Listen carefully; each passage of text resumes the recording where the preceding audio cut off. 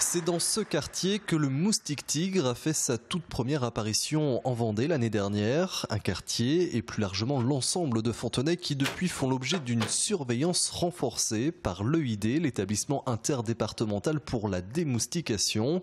Une fois par semaine, ces techniciens viennent contrôler la soixantaine de pièges installés dans la ville. Donc là on est en présence d'un BG-GAT. Donc là en fait on regarde si on a présence donc, de moustiques morts qui seraient donc posés sur le film. Et donc là, il est négatif, Jérôme. Négatif comme tous les contrôles réalisés depuis l'an dernier, ce qui ne signifie pas pour autant que le moustique tigre ne réapparaîtra pas ici ou ailleurs sur le département.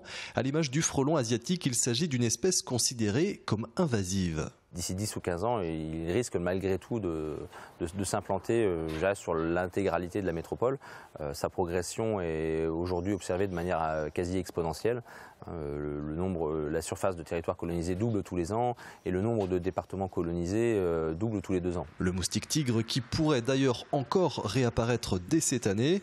Alors outre les contrôles réalisés par l'EID, une surveillance est demandée à tous, voire même un signalement en cas de découverte par le biais notamment d'une application. Voilà, l'application sert essentiellement à signaler le moustique, mais est porteuse d'informations sur les espèces locales. Pour signaler le moustique tigre, il suffit de prendre une photo de l'échantillon que l'on peut avoir directement par l'application. L'application est munie de cette fonctionnalité d'envoyer directement la photo, mais par le biais de notre site internet ou par courrier simple, d'envoyer un échantillon qui aura été capturé. Ça va en ce moment, vous ne faites pas trop piquer. Et c'est grâce à cette veille citoyenne que la progression du moustique tigre pourra, sinon être régulée, tout au moins être surveillée.